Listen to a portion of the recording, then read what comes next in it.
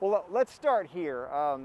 You had a release yesterday where you basically were requesting the president to begin the transition process.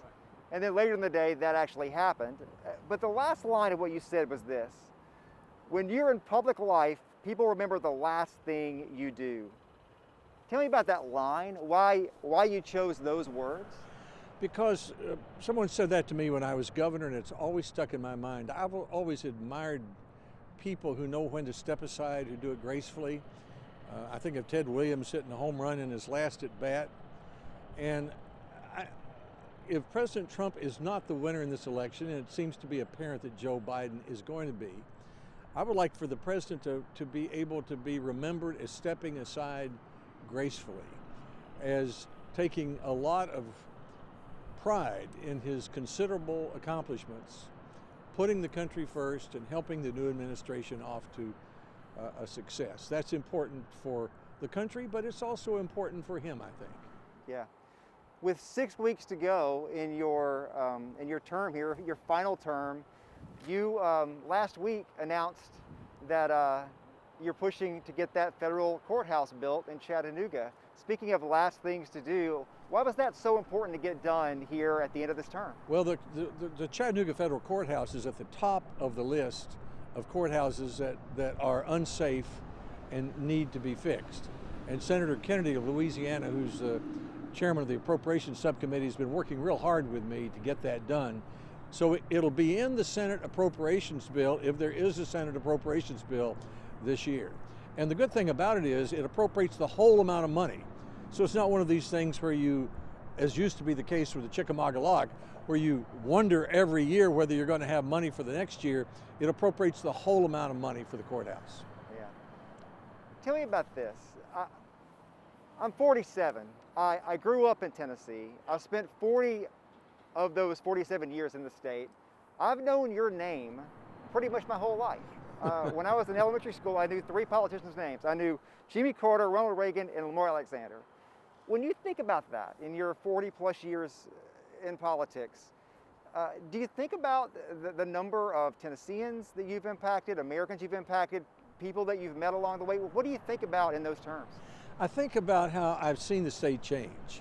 For example, Chattanooga. Look at Chattanooga. Over the last 40 years, Chattanooga has had a visioning process. It's cleaned up the riverfront. Volkswagens arrived. The aquarium's been built. Chattanooga has a new sense of pride in itself. It's one of the most attractive mid-sized cities anywhere in America. I've seen the state go from having no auto jobs to being maybe the leading auto state with Volkswagen, Nissan, General Motors. The General Motors plant is the largest General Motors plant in the world now. And the Nissan plant is the largest in North America, and the Volkswagen plant keeps doing new things all along. And the more important thing is they attract all these suppliers and have helped counties all across. So I see a Tennessee with more auto jobs, with cities that are more attractive places to live, as Chattanooga is. Our schools are better, our roads are better, our family incomes are up, and our confidence is up. So that's what I think about when I look back over 40 years. Yeah, when you think about the last thing you do, people remember so many things about you, right? The flannel shirt, and we see it in the masks you guys wear, and the walk across the state of Tennessee, and you taking office early when you were the governor the first term, right? Those are the things I think that people talk about when they talk about your legacy and those kind of things. Are those the things you remember the most? What are the things that stick out in your mind as far as the things that are the most important things, or the things that are most memorable for you? Well, the most important things, number one, the auto jobs. I mean, we didn't have them 40 years ago, and nothing has done more to raise family incomes as that. Number two, the good highways. That's what spread the auto jobs across the state. Number three, the focus on better schools. You can't have better jobs without better schools. Those are the things I think about here. And then there was this thing called the Tennessee Homecoming, which lifted the spirits. As far as my time in Washington, fixing No Child Left Behind to transfer more of the power from Washington back to the classroom teachers. And then this year, in the midst of all this pandemonium, the Great American Outdoors Act, which people have been trying to do for 50 years, and it will basically fund getting fixing the maintenance in our national parks, and including the ones here in the Chattanooga area, the 417 national parks, public lands all around the country. So when we go to these national parks, we don't find a sewer system that doesn't work, a bathroom that doesn't work, a roof that leaks, and a road with a pothole in it. And that happened this year in the midst of COVID, in the midst of all of the election pandemonium, in the midst of impeachment, and that was the most important piece of conservation legislation in 50 years. Everyone agrees. But are there memories that maybe didn't make headlines that you will take away from the last 40 years when you kind of retire and slow down a little bit? Yeah, one day, and this may seem minor to people, we have 23 senators on our education committee, from Elizabeth Warren to Rand Paul. And 5 years ago, we worked through this bill fixing No Child Left Behind, and we voted on it in committee, and every single senator from Elizabeth Warren to Rand Paul voted yes on an issue that nobody thought we could get done. And that was almost an emotional moment for me to see that we had worked across party lines to agree to put back in the hands of teachers and local school boards more of the power over their own schools. So those are quiet moments that I will remember.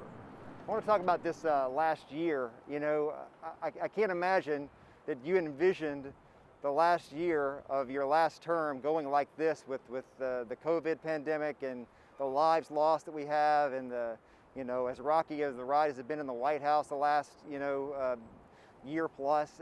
Just your thoughts on the last year, that this is the last year that you served in the Senate, and it was a lot of bad things happened in a lot of ways. Yeah, a lot of bad things, but good things too. And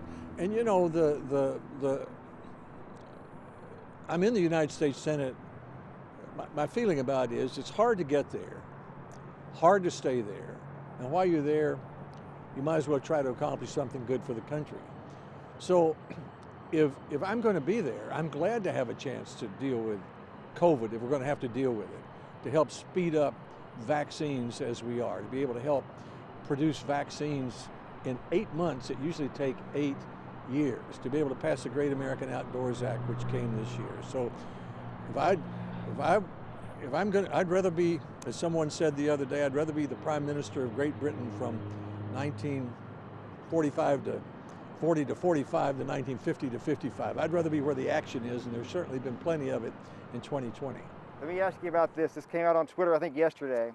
Carl Bernstein tweeted this: 21 GOP senators have privately, quote, repeatedly expressed extreme contempt for Trump and his fitness to be POTUS. Your name is on that list that he mentioned. Is that true? Did that happen? I don't know him. So if he's going to quote me, he ought to talk to me. I always try to treat the president with great respect and the office with great respect. And I've worked with him on a number of things, including the Great American Outdoors Act. It wouldn't have happened without him. I've worked on him on permanently funding historically black colleges and simplifying the federal aid application form. We worked with him on changing the copyright law so songwriters get paid fairly. I don't express contempt for anybody, and I always show respect for the office.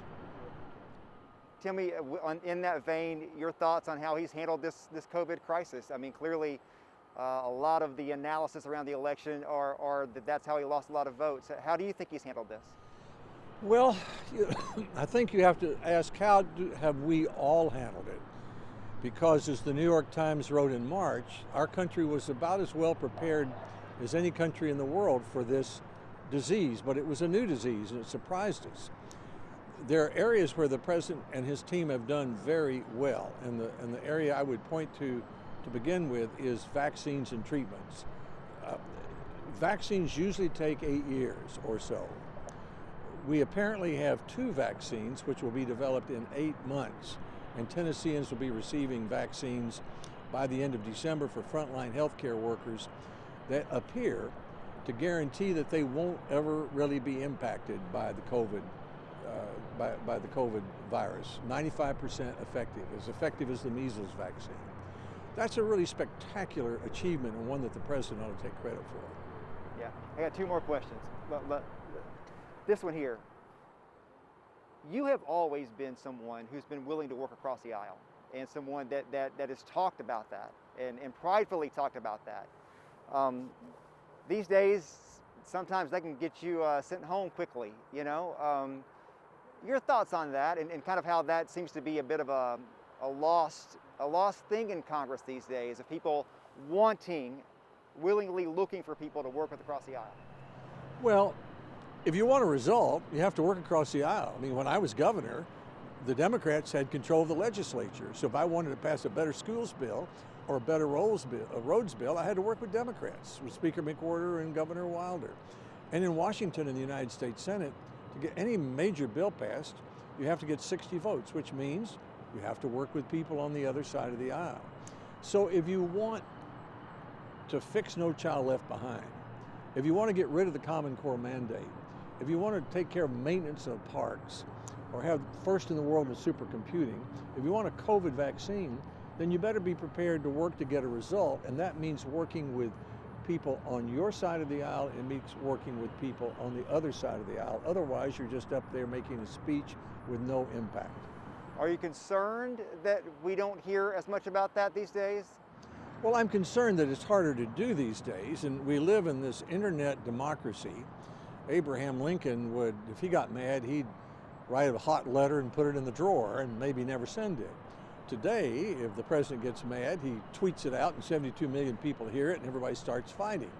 So we've got to learn to deal with these iPhone devices that push us to the extremes and discourage listening to each other and working together. And it's not just because for us to be nice to each other. If we want a result, you know, we want to build the Chickamauga Dam. I had to work with Senator Feinstein for 7 years to keep the funding going. You know, if I didn't work with her, she's the leading Democrat on the committee, the construction would have stopped. So I like results. One final question here. Stimulus package is something that we're hearing a lot of talk about, but don't see a lot of movement on it at this point. 2 weeks ago, Chuck Fleischman told me that there were some furtive talks between Speaker Pelosi, Speaker McConnell, to get something attached to that appropriations bill that needs to be passed by December 11th. Any hope for that? And if not, what do you see coming for a stimulus package? Well, here's what we should do and could do before the end of the year. 52 out of 53 Republicans voted for a package that includes 95% of things that the Democrats in the House have already passed. It includes money for opening schools safely, colleges safely, childcare safely, a scaled down PPP, which is a small business loans, and money for tests, treatments, and vaccines. We agree on that, the Republican Senate, the Democratic House. The only difference is the Democratic House wants to do a couple trillion more, and they don't want to do liability protection. Well, why don't we pass what we agree on this year and argue about the rest of it next year? I don't buy this argument that if we can't agree on everything, we don't want to do anything. Thank you, Senator. I really appreciate your time. Thank you. I really do. Thanks for your time. Thanks for the conversation.